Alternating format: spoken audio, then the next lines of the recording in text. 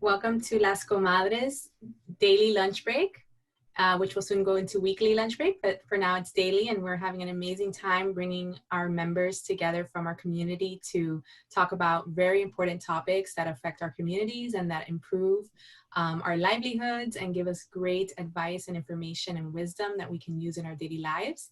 Today we have an amazing panel of women, and our topic today is how to host a virtual event, which is a huge deal right now with everything going online and shifting online. This is a great juicy subject to dive into today and really give the public some tidbits and tricks and ideas and wisdom on what you guys have done.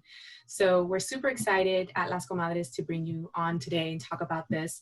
My name is Santana, and I'm gonna go ahead and introduce our beautiful panel of women. First, we have Patricia Ferreira. She is a woman's success catalyst and creator of Shed Your Shoulds and Shine Blueprint for Success. She's also the founder of beloved Boss Lady Success Circle, and she has done virtual trainings and co-facilitated multiple day retreats virtually. Then we have Shante Haymore-Kearney, and she is a nonprofit and trauma-informed educator and wellness professional. She's the founder of Brown Goddess Collective, a facilitator for connection. She is currently working on Metamorphosis, her 4-week online small group program for self-growth and transformation that already has 15 participants enrolled. And we have Veronica Marquez, the co-founder of Dinner Confidential, a qualitative researcher and leadership coach. She has led digital research online for a brand consultancy out of New York and has facilitated virtual gatherings for Dinner Confidential.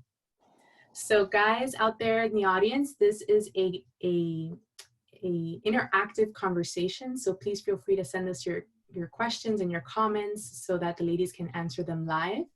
And we're just gonna dive in. So today's life, the way we're living our life right now, we are all pretty much relegated to be online. There's no real physical interaction with events being canceled and things of that nature. So society in a whole is pivoting towards more online creativity. And there's something called social distancing, but I'd like to kind of turn that on its head. And instead of calling it social distancing, calling it physical distancing, because I think that our social connection is greater than ever. And we get to really cultivate our social connection with virtual events like you guys do, and cultivate that connection with people, even though we have to physically distance ourselves. So with that said, I wanted to go ahead and dive in today on different topics as far as how to host a virtual event, stemming from the creation of one, the platforms to use, promotion, execution, interaction, and connection when it's on a virtual platform. So maybe we could just start going around and maybe just tell us a little bit about what you do, why you started doing virtual events, and then we can take it from there. Who would like to go first? I'm happy to go first. Okay, Patty, great. Can you hear me? Okay. Yes. So I am a women's success catalyst. I work and passionately guide women towards breaking free from their limitations and tapping into their passion and purpose. And for a while now, I've been, dabbling in the virtual before it became the thing that had to happen in order to, get ourselves to adapt, adjust, and overcome what we're looking at right now. So I've done the virtual dabbling prior to actually facilitating retreats and doing a lot of online training, because I wanted to impact more women. I wanted to impact more women globally. And as women, we're being pulled in every direction. We're already running on empty, and it was important to bring them a space that would fit their desire and their availability. So virtual was something that was already becoming the place where they could come to from wherever they're at and feel in a safe space. So that's how I kind of got into it prior to this experience. Since this experience, I've done trainings, virtually for corporate and prior to this experience as well, and actually done several multi-day retreats as a co-facilitator and coach with other groups. So yeah, it's become something that it's sink or swim, right?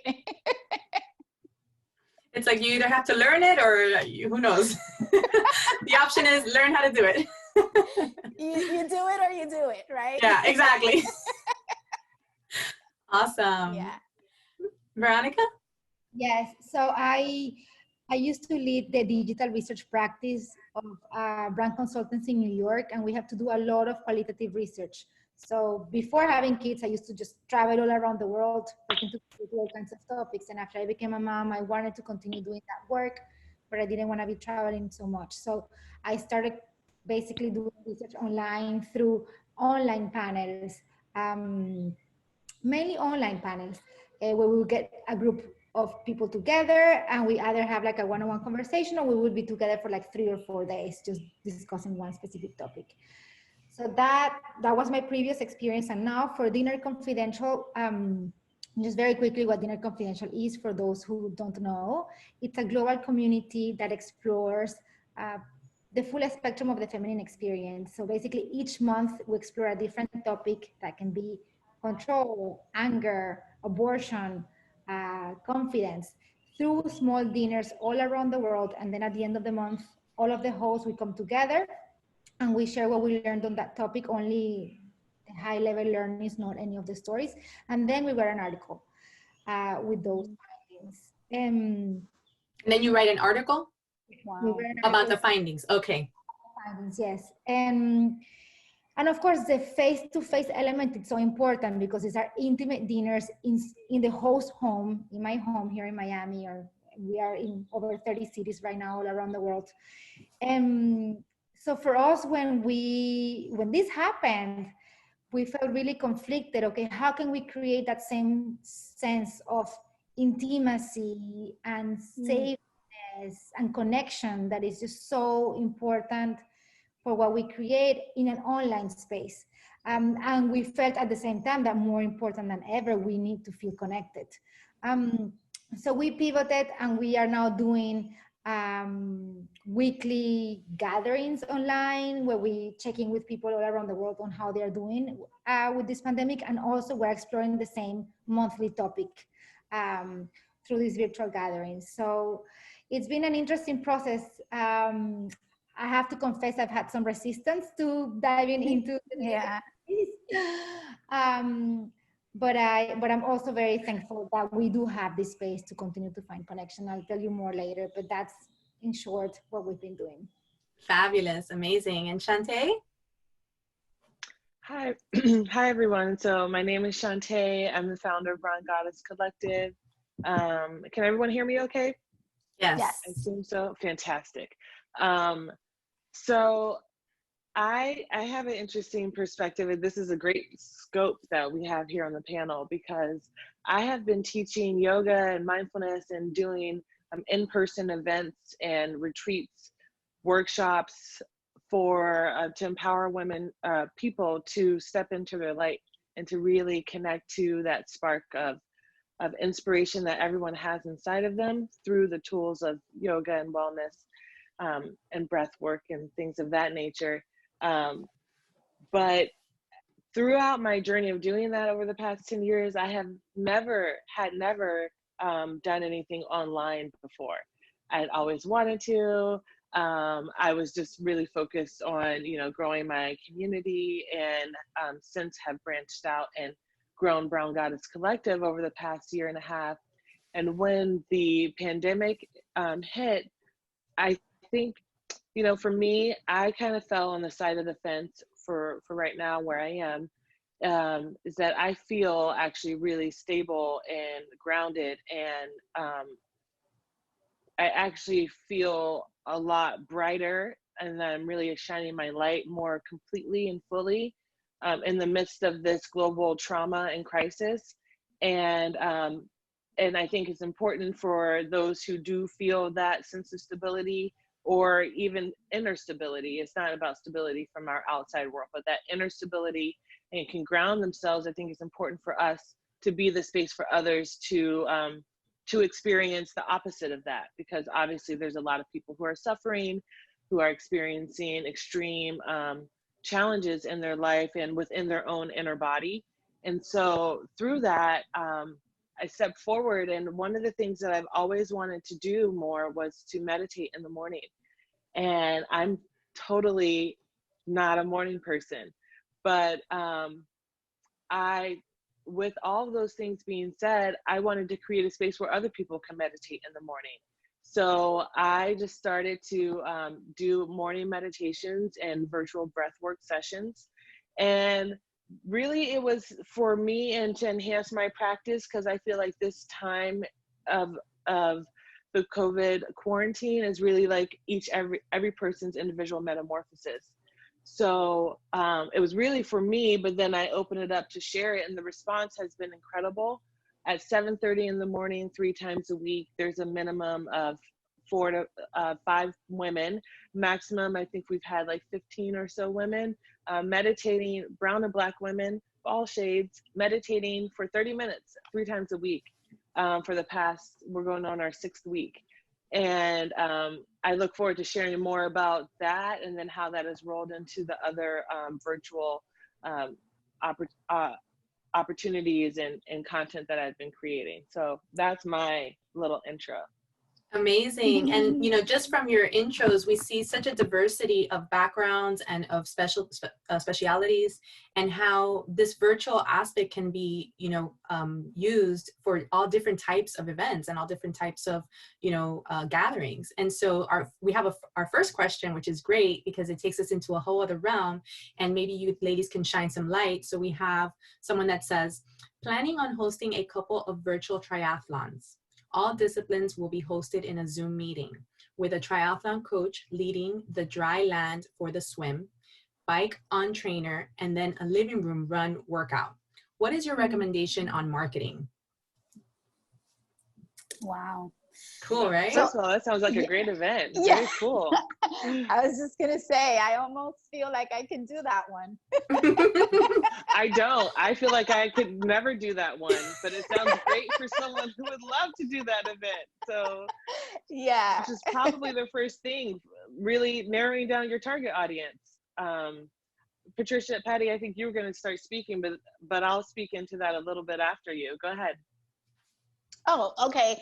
I was going to go into, I mean, marketing is still the same. I feel like when it comes to marketing, the key is to highlight that it's virtual, and that's what's going to increase and make it much more expansive for you, right?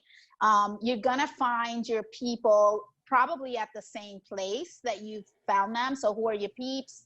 I think Shante was gonna go into that, right?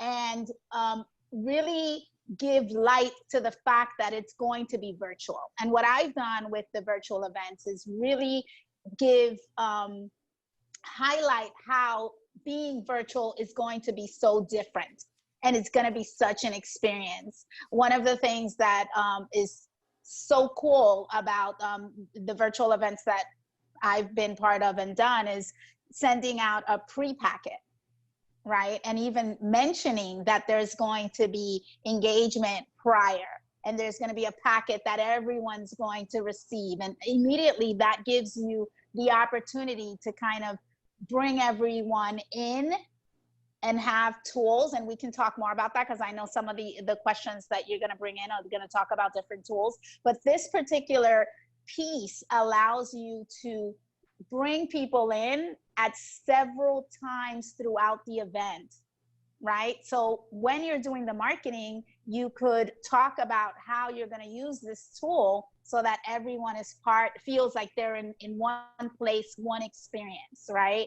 So I think that the biggest answer around marketing is definitely pump up the fact that it's virtual, and give the, you know, what's going to be the juicy, exciting pieces about it being virtual now. Cool. So really, you know, make the description really like immersive and juicy, so that people could really sink their teeth into what it's going to be like. Yeah, and share what it's going to be like, because none of us really know. Like, if you tell me I'm going to a networking event, I kind of know what it's going to be about. You tell me I'm going to go hang out with friends, at a party, at, you know, all these other occasions and venues, we kind of know what it's going to be about. But right now, this virtual venue gives us the opportunity for redescription and for reinventing. So you get to really describe what it's going to be about. It's like a blank canvas that people really don't have predisposed ideas about, and we get to create that. So that's what I would recommend about the marketing. Fabulous. I was also going to say about the marketing in terms of your target audience. As someone who, I work with people's bodies and different fitness levels, and there are, you know, there's the language that people who are already interested and would be excited about a triathlon in person or virtual. There's a particular flow of language that I'm sure you all have and speak into. And then there's the language that you may need to highlight and to grab the attention of someone who is a newcomer, who isn't into running on the street for a destination or in their living room in place, who may want to try it, but they just aren't so sure. So I think being clear with what your intention is and who you're trying to reach. And then one of the things that I really like, and I've been feeling on both ends, as a client and as a facilitator, a lot of success with, is really like identifying those obstacles that people may be facing as they're starting to plan on whether or not I should come to this event or pay for this event. Like, what are some of the things already in their head that you can answer those questions about? Is it, you know, what kind of equipment do they need? Because maybe they're thinking, I don't have enough equipment, I don't have enough space, I don't have the money, my knee hurts, and I do have knee issues. So like, I'm sensitive to stuff like that. Like, whatever you think your audience's obstacles are, speak into that and give them and answer those questions for them before they already like think like, oh, so yeah, this isn't for me. I can't do this in a small space with a hurt knee. Yes, they can. And you're the one with the answers. So you got to let them know what's up. Fantastic. Yeah. Veronica, did you want to? Just one quick thing, because I think Patty and Shante covered the most interesting pieces, but you could also give people a taste of what that would be through doing a live. Because that doing a what? Doing a live, like a live. Whether on Instagram or Facebook. So it really paints the picture of what people are going to be doing. Because again, like, to Patty's point, we get to describe and we get to reinvent what the online space is going to be like, and giving them that taste, I think that would be very, like, a very exciting invitation, especially for people also who have never perhaps even trained indoors. Yeah. There's another piece there for just to kind of hop in for the person asking. It makes me think about, you know, viewers, right? There's an opportunity to create a whole experience for viewers and not necessarily participants, and even an opportunity to create dynamics of engagement for viewers. Like all sports, we have our team or we have the person we want to back, in terms of, you know, as we go, even when we first see them, we're like, you know, I'll pick this one. And you can create like awesome dynamics that will bring even more people to the event, not just participants. So I see a lot of opportunity there. Yeah, definitely. Yes, Shante? No, I was just saying, snap that up. That was great. Yeah. Don't forget about the audience, the spectators. Yeah, absolutely. And, you know, I myself, I guess I got asked to host this panel because I myself do virtual events, and people have asked me in the past, like, you know, how do you market? Like, you know, what works, you know? And to be honest, ladies, and I think you can all agree, like, everything works.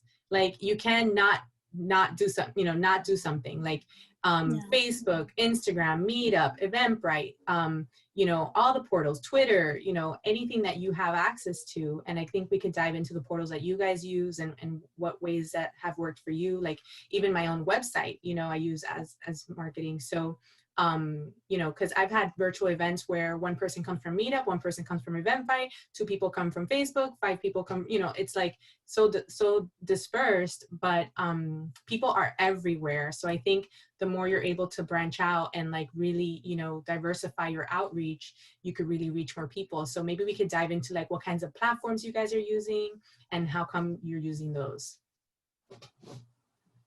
Well, Veronica, were you going to start? Yeah, but you can start. I'll pick up. Okay. Well, mine is pretty simple because I'm very new to the game. So I did start with the Zoom, the paid version, of course, to have as much time and for me as much participants as I need right now. Lately, though, this week I will say I've had some challenges with Zoom and my internet. I live in Coconut Grove, which is South Miami area, and so I know other people in like Gables Grove have been having challenges, but some big challenges I've been having as of late getting kicked off even today. That's why I'm on my phone and not on my computer. Ta-da, as I transported myself. But but I will say though, and I was thinking about the tech issues I've had in the past couple of days, is that also this is very new to the companies that are hosting these, who are like, Zoom is great and they're big and so is Google, but no one is prepared for what COVID has brought about. So I am also trying to remember to be patient with the different platforms and just be mindful for myself because I have a habit of doing this. And I think a lot of people might be able to relate to this, but signing up for so many different things without really fully utilizing or using that tool to its optimal usage can also be like a time warp and an energy suck too, if you don't fully utilize everything and you're just kind of jumping around because you're expecting everything to be perfect. Everything is still growing. So that's what I wanted to share. And as far as, so you use Zoom, so, but what's the platform where you mostly like get the word out on, like that you promote? On Instagram, I also have a Facebook private group page that I once I started Zoom live streaming my meditations to the private Facebook group. I get engagement there every single morning as well. People watch there the meditations and they engage with me every morning since I've been cross promoting in that area. And I look forward to going more into YouTube, and I also use IG Live. So every Friday we have a guest meditation teacher. And so we'll do a follow-up interview on IG Live and circumvent the web that way. Cool, great. Yeah, that's clever. I like that. Thank you. Yeah, it's fun too. Veronica, did you want to go? I mean, I use the usual suspects, right? We use Instagram. We also have a Facebook group, our newsletter. But I was just thinking right now that because there's so many online events right now, which is wonderful. There's really like absolutely everything. That we've also been getting a lot of people who sign up and then they don't come at the last minute. I also think that, I mean, like Zoom hangovers are real. One thing that we are going to start to experiment with is actually sending emails to people. Hi, you are invited. I mean, we're working with small numbers, right? Our gatherings, they cannot be any more than like 10 people, although we have multiple gatherings a week. So we're gonna be trying to make it more personal. And I think maybe I don't have any solutions here, but I think there's something about how can we get more personal in how we invite people into these online spaces. Nice. So taking it back to basics. I love that. Taking it back to basics, yeah. And Patty? Yeah, I mean, I love what you say, Veronica, because that's actually what's been working for me. Again, I use all the things you guys mentioned, and there is a piece around Eventbrite now having like extra promos around virtual events. So yes, I saw that finally.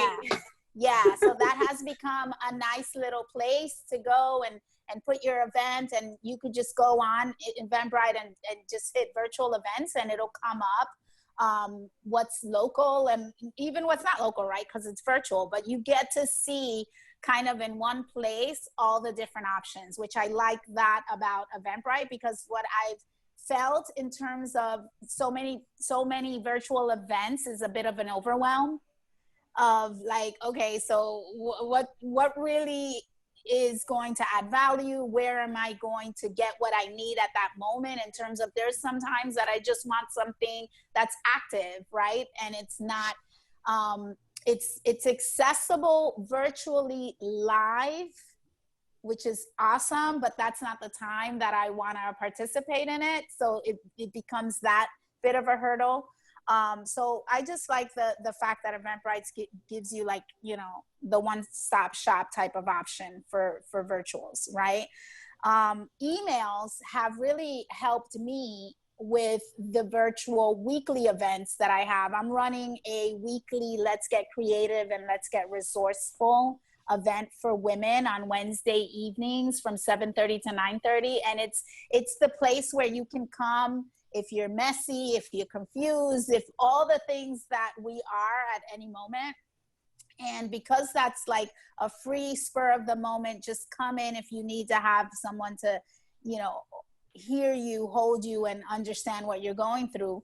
I've been sending emails prior to the event. So I send email invites with my weekly email, but prior to the event, sending out an email has helped because it's like a reminder. The other piece that I think is important is if you are going to do whatever platform you're going to use. I personally use Zoom. I've been using Zoom for like 3 years, and it's been amazing for me and my yearly mastermind groups that meet on a monthly basis for us to do things like breakout rooms and for us to do a lot of different engaging activities that come with that platform. But regardless, I think the key is to place the access to your call on everything. Because what I have found is that last minute trying to find the link to get to this event that I'm on Zoom, I'm here, I'm like on Zoom all day. This is where I work from, this is where I service my clients from, but just trying to find that link. So putting the link on your ads, putting your link on your post, putting the link on your reminders, on the event reminders, everything, so that wherever someone sees the activity that moment before they want to come, they can kind of find it and just pop it into that, you know, that URL bar. Because I think that's kind of the headache, right? You're on your phone, you're on your computer, you're on your iPad. The devices are scarce, right, in the home now. So you wanna give people as easy access as possible. Yeah, absolutely.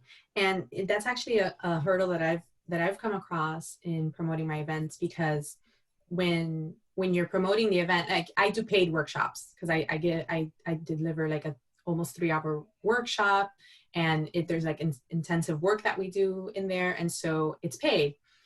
So it's interesting because like if you give the meeting link before the payment is processed, then you come over the obstacle of having people join the event without having paid for their ticket.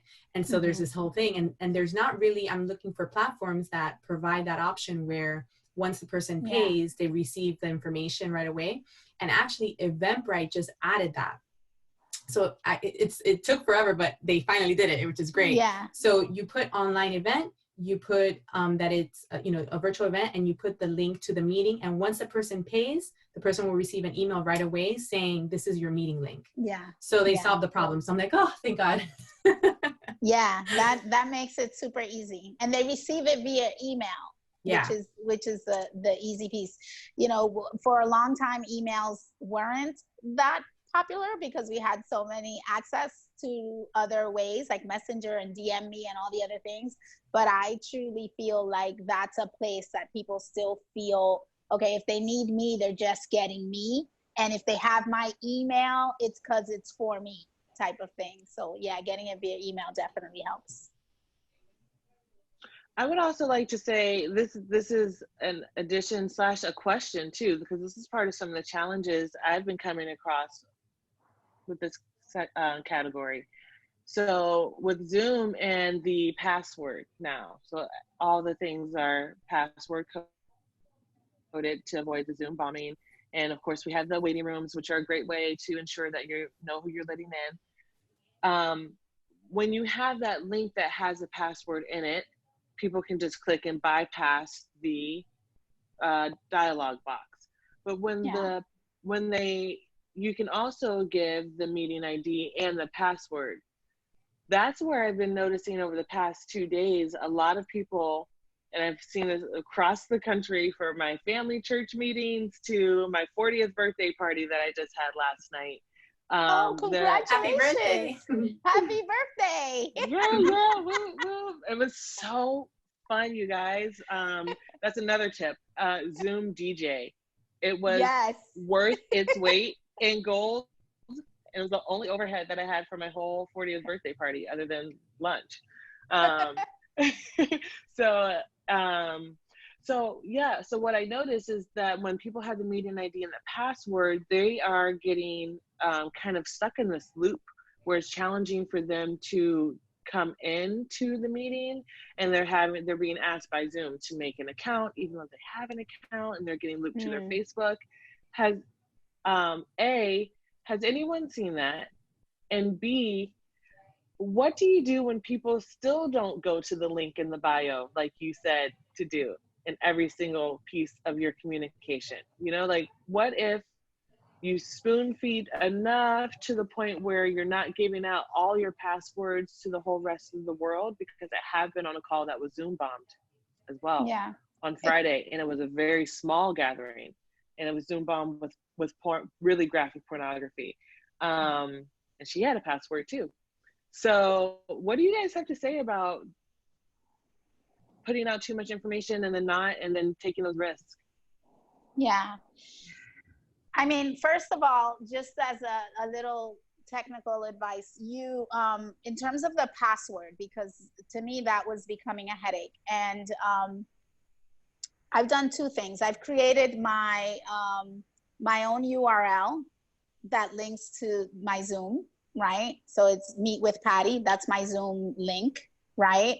And you can go into Zoom and you can change that password into something that's yours. So that you could personalize the password. And it's like when you're giving out a code to your people, right? It's the same thing as a password, but they'll know it, they'll remember it, and it just makes it easier logistically than remembering numbers, right? And then, you know, it's funny because Zoom has the ability for people to pre-register to the event. So if you create the opportunity for them to register to it, and I have the higher paying account that allows for webinars, right? Which allows us to do this, what we're doing here, which is we're moving it live into Facebook. It allows us to create panelists. And then within that, you're able to, and I think you can do it with all the accounts. I'm not 100% sure, but you ask people to register. Okay. And as they're registering throughout the week, now you've got the ability to access just the people that you know are coming.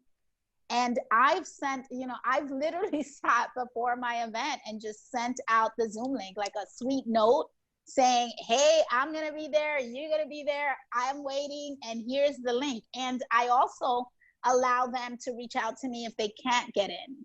And it's all about, I think right now, everything is about, you know, vulnerability and imperfect action and allowing people to collaborate in the process with you. I've been on Zooms where people are texting me, I can't get in. I took off in the security thing under it. You can take off the wait room feature. I've taken off the wait room feature because literally as you're trying to start your meeting and people are popping in for you to get requests for wait rooms, for me was also time consuming. But Yeah. I've been in meetings where I'm like, guys, we've got to get everyone here. It's like if you've got people strolling up the elevator and into, going into the bathroom, and you kind of make it what it is. And usually people will work with you. Another thing that is important is to have buddies when you're on these calls. As solopreneurs, we may not have the assistant or the VA that could be on every call with us. So getting a buddy for the call is important. And, allowing that person to become the co-host and giving that person like some tasks around, find them, reach out to them, text them, see where they're at. We have retreats every other weekend in my priestess training.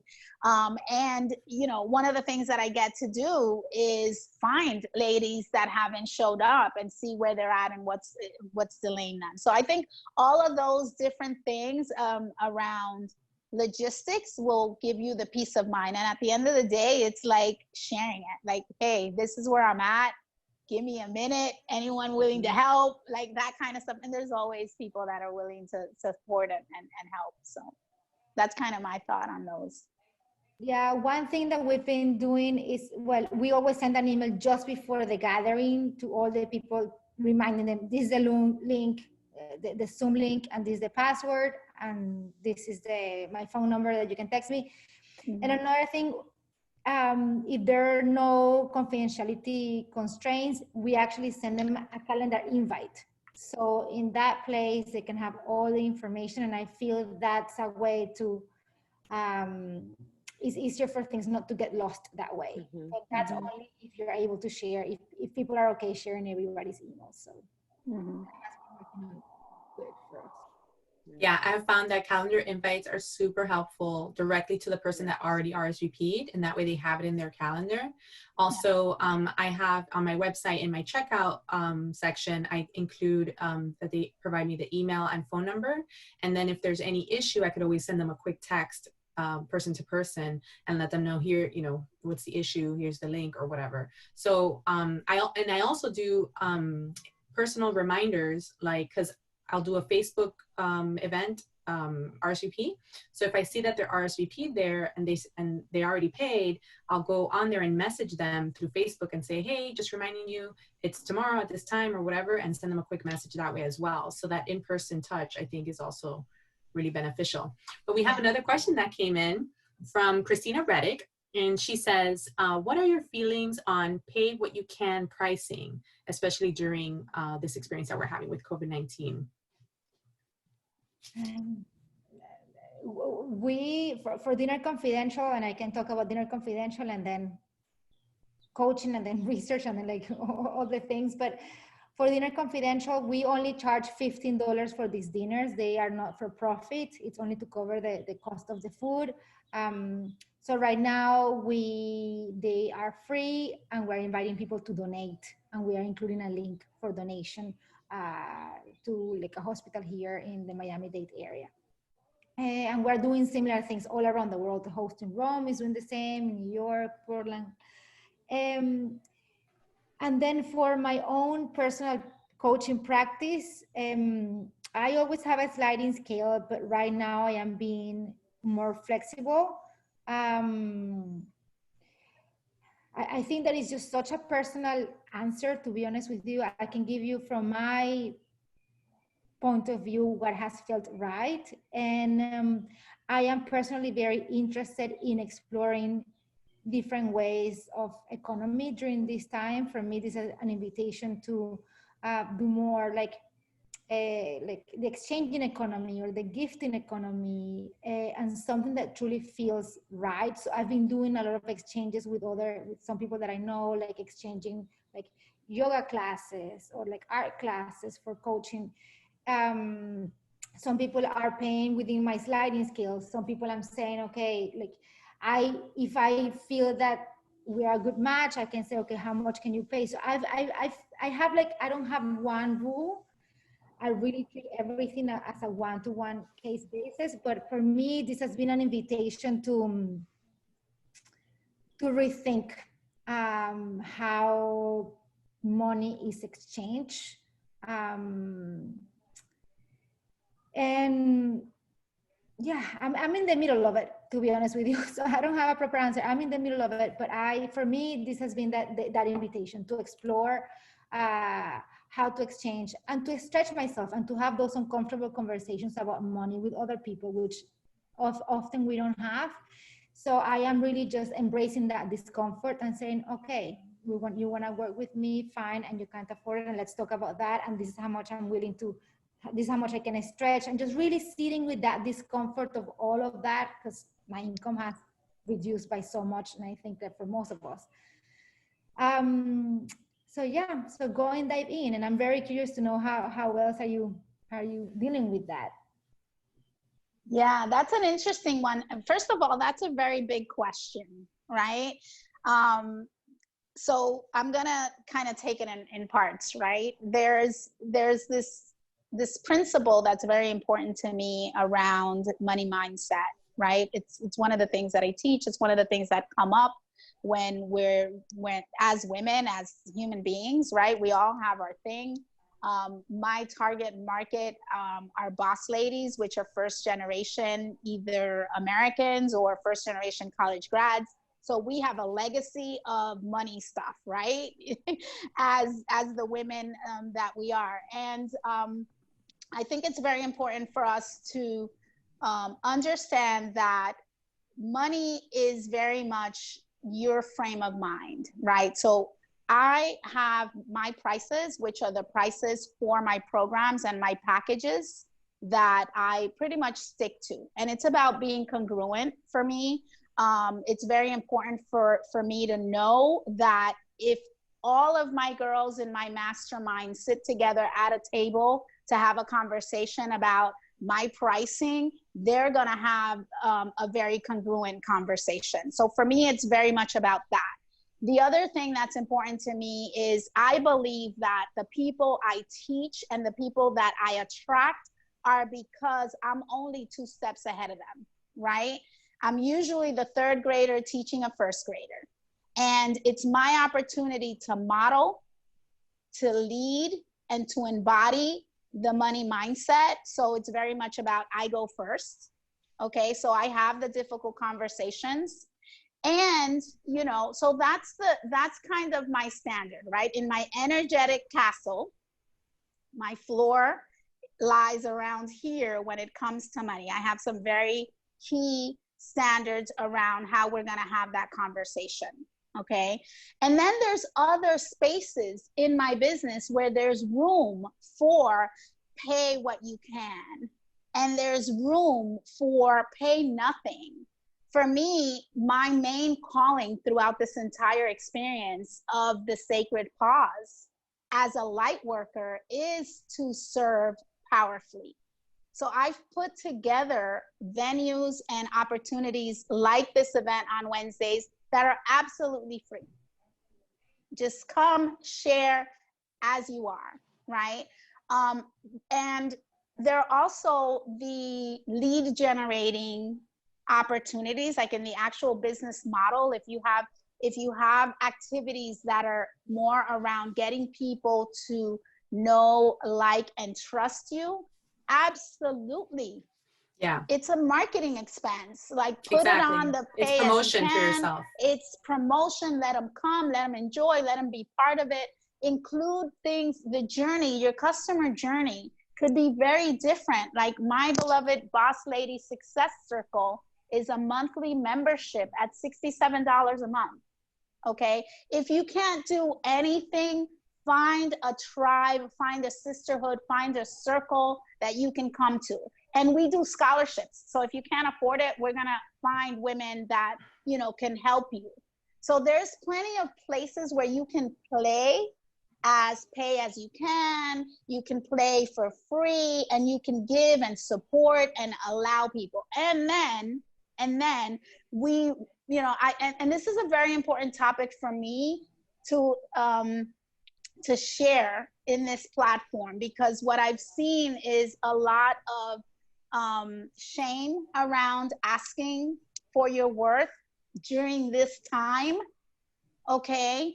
And I believe that we get to, as women, as the feminine intelligence that's being called to this higher 5D standard, right? We get to show how money is just another exchange of energy. Exactly. And if you're allowing your energy to be depleted, if you're allowing your energy to be fragmented, if you're allowing your energy to be, you know, small, right? It's going to impact all the areas of your life. So I really want you to create whatever you can to give away and to support powerfully, and take a stand for what you're offering as your programs. And yeah, I think what you're saying, Patty, and if I can just surmise it for the audience, is like, there are avenues where you can do pay as you go, or pay what you can, or free, and then there are avenues where you need to place your value and make the revenue that you need to make to support yourself. And so I guess for the viewer, yeah, I guess for the viewer, it depends on what type of event that they're doing. If it's an event that actually sustains your well-being and your revenue and your life, then yeah, you would probably have to make it a paid event and not be shy about asking for it. Like you were saying, the thing about energy. Or if it's something that you want to help provide value and provide content for people and promote yourself, you can do things like strategies like doing free events or pay as you go or whatever. So like there's a way to play around it. But just with the few minutes that we have left, we have one more really interesting question and good logistical question, which is coming from Lutze, which is, do you have people pay on your website or on the Eventbrite? And what are the pros and cons of each? I also would add to that question, or through your Venmo, or through your Zelle, or through your Cash App. And there's a lot of different ways to do it. And actually right now, our website is not up right now. So that option, I get to be, I've been working around the payment through a website checkout, and been working around it just fine. People are flexible. They just need really clear directions and links. So some of the things that worked for me have been, when it comes to using, like I have all of the e-payments that everyone else does, right? But you can hyperlink your specific account in your email. So you can grab the link, share it as a hyperlink, so that when people click on it, they just open it up. I do find that when people write the tag and there's a lot of room for error, and you want to just give people like direct. You can also, I love the sharing of the QR code feature. Many people don't know about that. When you go to your profile, you can click and get like your QR code, and you can share that to someone's email, text, WhatsApp, all of the ways. And that has also been successful. And I also found that people, I work with a demographic, part of my demographic is, I would say 55 and up, women 55 and older. And they don't really like to use Cash App necessarily. So they're very comfortable with using their Zelle. And I give them a link to, what my Zelle is, and that's been successful. But the younger people, they love a good Cash App. So, but I think using those tools to get it to them so that they don't have to type anything in, and like they do as little work as possible, is the key. I love Eventbrite. When I do in-person events, I'm an Eventbrite girl, tried and true. So I can't wait for the virtual Eventbrite. I'm excited. Mm-hmm. Yeah, it's already up. You should check it out. Definitely. Totally. Veronica, you wanted to say something? Yeah, no, I use Eventbrite. We use Eventbrite for all of our events, but we are hoping to transition to doing everything through our website, just to streamline everything, and also for people to sign a waiver right there. But for now, Eventbrite, but also Venmo, Zelle, all of the above. But Eventbrite is the number one. Yeah, Eventbrite's great. Yeah. I do also like to pass my fees on, though. I have learned that, like, especially for the yoga things that I do, are generally at definitely a more accessible cost.